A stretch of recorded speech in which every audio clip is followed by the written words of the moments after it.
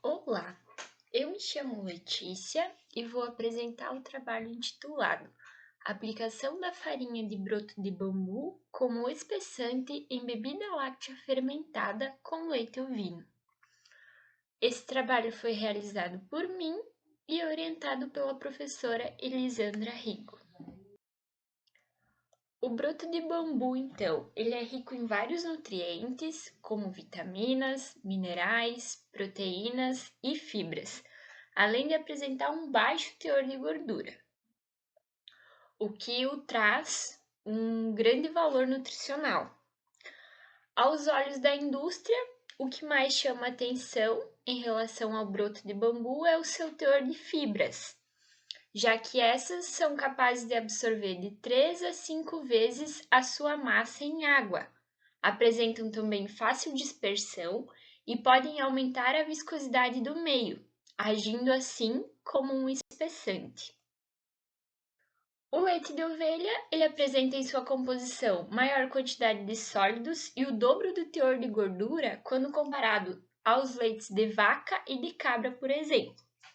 Já o soro de leite de ovelha, ele possui um maior teor de proteínas e também de minerais, quando comparado ao soro de leite de vaca, demonstrando assim seu potencial como ingrediente para a elaboração de lácteos, em destaque a bebida láctea.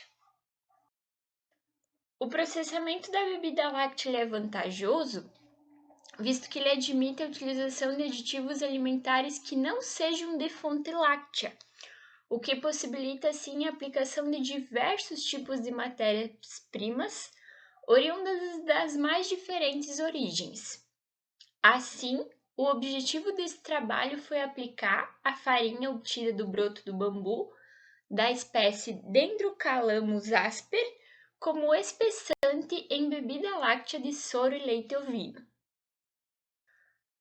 A metodologia, então, para as formulações das bebidas lácteas, primeiramente foi feita uma formulação controle, formulação 1, a qual não tinha adição de nenhum espessante. Já a formulação 2, 3, 4 e 5 foi utilizado o espessante comercial, com variação de 0,1% a 0,4% na concentração. E a formulação 6, 7, 8 e 9 foram as formulações produzidas com a farinha do broto de bambu, também na mesma variação do espessante comercial. Um pequeno fluxograma, então, de como a gente procedeu nesse trabalho. Então, primeiramente, a nossa matéria-prima, o leite ovino, o soro do leite ovino, o açúcar, a farinha de bambu e o espessante comercial, isso para cada formulação, então, eles foram misturados por 1 minuto em um recipiente utilizando um bastão de vidro. Após isso, essa mistura ela foi transferida para um sistema de pasteurização, a qual foi feita numa Thermomix, durante um intervalo de 15 minutos, numa temperatura de 65 graus. Depois disso, foi feito o resfriamento em banho de gelo, até a temperatura de 43 graus, quando foi feita a inoculação da cultura láctea. E essa seguiu, então, na fermentação, realizada em uma BOD, a 43 graus, no intervalo de 7 a 10 horas.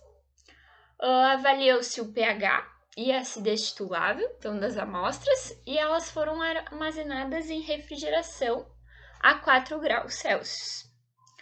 No decorrer de 1, 7, 12 e 19 dias após o processamento, foi feita a avaliação visual da estabilidade, então, das bebidas. Aqui uma pequena foto, então, mostrando os nossos resultados. As amostras, então, foram feitas em 2 bateladas e aqui mostrando a visualização de cada dia. A gente pode observar que as amostras de bambu com o espessante da farinha de bambu apresentaram uma maior separação de fases quando comparada à amostra controle e as amostras com espessante comercial.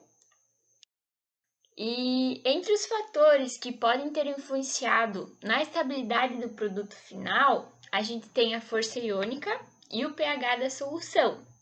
Assim, quando as interações são associativas, os polímeros eles se repelem, causando a separação de fases, como é observado na bebida láctea utilizando a farinha do broto de bambu, nas concentrações superiores a 0,1%. E estudos também relatam que o pH elevado favorece a separação de fases, resultando em má formação do gel. E esse fator pode ter influenciado na bebida com as formulações da farinha do broto de bambu. Em relação ao espessante comercial, percebeu-se que esse tem função de melhorar as características da bebida, conferindo então maior estabilidade e diminuição da separação de fases. E o mesmo aparentemente não teve influência na separação das partículas sólidas da bebida, resultando também em maior firmeza e, consequentemente, uma rede de gel mais estável. Assim, a gente conclui que o potencial em utilizar a farinha do broto de bambu como um novo ingrediente para a produção alimentícia, isso principalmente ao seu alto teor de fibras. Entretanto, como os resultados obtidos para a bebida láctea fermentada indicam que a farinha do broto de bambu nas condições estudadas possui uma capacidade limitada de retenção de água e formação de gel, se faz necessários mais estudos com diferentes concentrações. Algumas referências e os agradecimentos ao Qualial, ao ICL, ao DESC, a Cabanha Três Leites, FAPESC, Governo do Estado e ao CNPq.